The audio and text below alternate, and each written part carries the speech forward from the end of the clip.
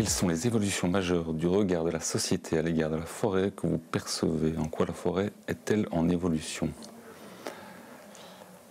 Alors, je dirais que, de mon point de vue, je remarque un intérêt grandissant, surtout par le grand public, pour la fréquentation des forêts. Je pense qu'en termes d'évolution récente, sur une vingtaine d'années, on a vu de grosses différences, notamment en forêt publique ou dans certaines forêts domaniales, par rapport à la manière de gérer les forêts, en termes notamment de conservation de la nature, d'ouverture des fonds de vallée. Je me souviens au tout début où on se battait pour essayer d'avoir certaines zones sans épicéas pour pouvoir créer des prairies ou des gagnages pour le gibier. C'était très compliqué. Je constate que maintenant, les gagnages en forêt, en tout cas dans les forêts que je fréquente, sont quasiment devenus inutiles parce que on a aménagé des lisières, on a aménagé toute une série d'éléments. Et parallèlement à ça, le paysage a aussi fortement évolué pour ce qui rend ces forêts de plus en plus attractives pour le commun des mortels. Et je pense que l'intérêt pour la forêt va continuer d'évoluer.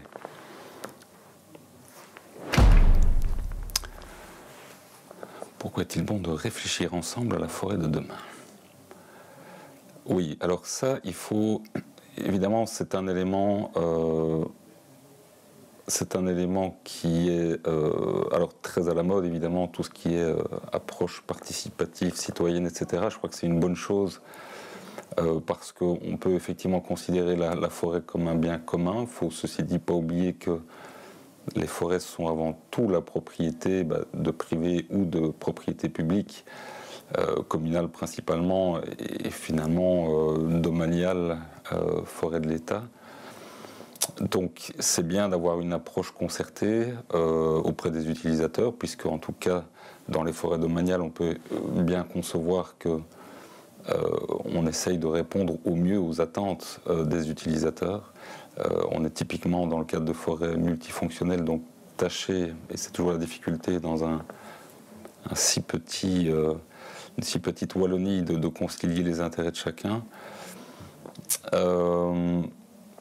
Ceci dit, pour ce qui me concerne personnellement, en ce qui concerne la gestion des espèces grand gibier, je pense qu'il n'est pas mauvais à un moment donné d'essayer d'élever le débat. On a en fait toujours les mêmes partenaires de discussion, c'est le département nature et forêt d'un côté, le conseil synergétique de l'autre.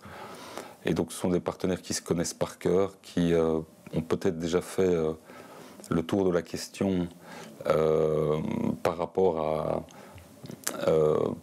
à leur idée de l'équilibre forêt-gibier, par rapport aux questions de plan de tir. C'est souvent des rapports de force finalement assez stériles. Et je me demande s'il ne serait pas intéressant à un moment donné, pour des questions typiquement liées à la grande faune, d'avoir peut-être une tierce personne, une vue extérieure pour déjà voir si on se comprend, si ce qui est échangé entre d'une part l'administration, d'autre part le chasseur est compréhensible, est justifié, est justifiable, et voir si le langage est même compréhensible vu de l'extérieur, parce que parfois on pourrait se poser la question. Donc voilà, peut-être dézoomer un tout petit peu sur ces échanges bidirectionnels pour tout ce qui concerne les objectifs en termes d'équilibre forêt-gibier. Je pense aussi que le danger de ne pas ouvrir un tout petit peu la réflexion vers l'extérieur, c'est d'oublier carrément certains points essentiels, certaines attentes essentielles.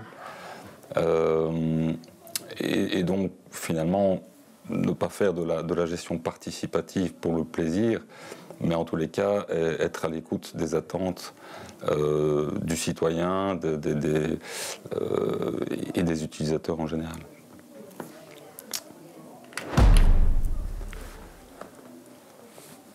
Alors, les avancées, les progrès espérés du prochain programme forestier régional.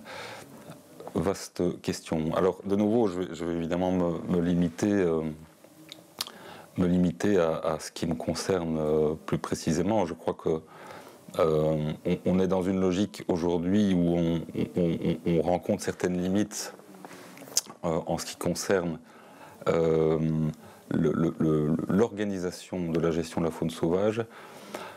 J'aimerais bien que ce genre d'éléments puisse être mis sur la table dans le cadre de ce programme forestier régional,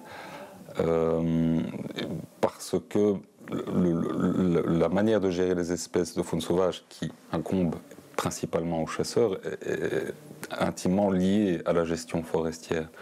Alors on est bien d'accord que la part de la sylviculture pour le succès de la régénération est essentielle, mais la pression du gibier représente un frein. Et donc on se rend bien compte qu'on atteint certaines limites. On voit bien que les plantirs sont de moins en moins acceptés par les chasseurs, sont de moins en moins réalisés également, à certains endroits du moins. On se rend compte qu'il y a des enjeux terribles pour les chasseurs en termes de simplement d'enjeux. Les enjeux sont différents pour le chasseur que pour le forestier. On n'est pas dans la même logique, on ne parle pas le même langage, on n'est pas dans le même trip.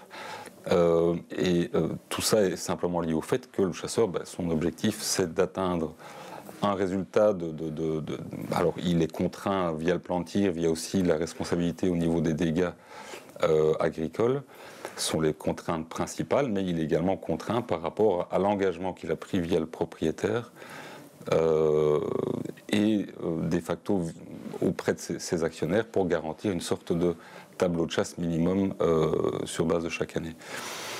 Sur une durée de 12 ans, puisqu'un bail de chasse dure une douzaine d'années. À côté de ça, le propriétaire forestier, lui, est dans une certaine forme d'urgence. Il a l'impression, en tous les cas, qu'il faut agir rapidement pour diminuer les densités de gibier, dont il bénéficie par ailleurs, puisqu'il touche le loyer de chasse. Mais il y a une forme d'urgence de réagir pour contrôler les populations, en particulier de sangliers. Et donc, on est quelque part avec deux enjeux différents qui sont parfois en porte-à-faux. Et donc, je ne sais pas si on peut attendre de ce programme une évolution dans la manière de s'organiser. Je pense qu'effectivement, le modèle économique sur lequel est basé les attributions des territoires de chasse pourrait être mis en question. Je ne sais pas si c'est une possibilité, j'aimerais qu'on soulève ce point. Parce que est-ce que le système d'adjudication publique au plus offrant reste approprié pour finalement un élément de gestion qui est la régulation de gibier, qui semble stratégique en tous les cas dans ces périodes d'incertitude au niveau du renouvellement forestier. Donc voilà, je pense que là il y a d'autres questions sous-jacentes qui seraient par exemple, au lieu d'augmenter indéfiniment l'effort de chasse, ce qui pose problème par ailleurs pour l'accès du public en forêt, c'est qu'on pourrait travailler plutôt sur l'efficacité de la chasse et voir dans quelle mesure on ne pourrait pas avoir des alternatives au mode de chasse habituellement utilisés, qui ont certainement tout à fait leur raison d'être à bien des endroits et à certaines périodes de l'année, je dirais, mais on pourrait imaginer, compléter ces techniques de chasse, par exemple, en dehors de la saison classique des battues, pour ne pas les citer. On pourrait passer par des modes de chasse qui pourraient être aussi efficaces et qui pourraient être moins perturbants et ne nécessiteraient éventuellement pas de fermeture de la forêt. Donc ce sont des choses qui seraient intéressantes de réfléchir avec évidemment les chasseurs, avec les professionnels également. Et donc je pense que là, intégrer toutes ces parties prenantes en ce qui concerne aussi bien la fréquentation du public en forêt, qui est un frein à la réalisation des plantiers, on est bien d'accord, les chasseurs et les gestionnaires forestiers ensemble, ça pourrait être très, très instructif.